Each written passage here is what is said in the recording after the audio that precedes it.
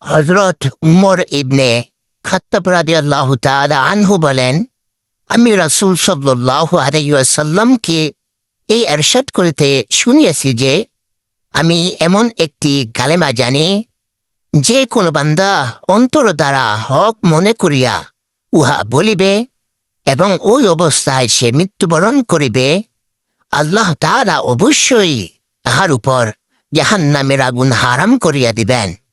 সেই কালেমা হইল লা ইলাহা ইল্লাল্লাহু মুহাম্মাদুর রাসূলুল্লাহ।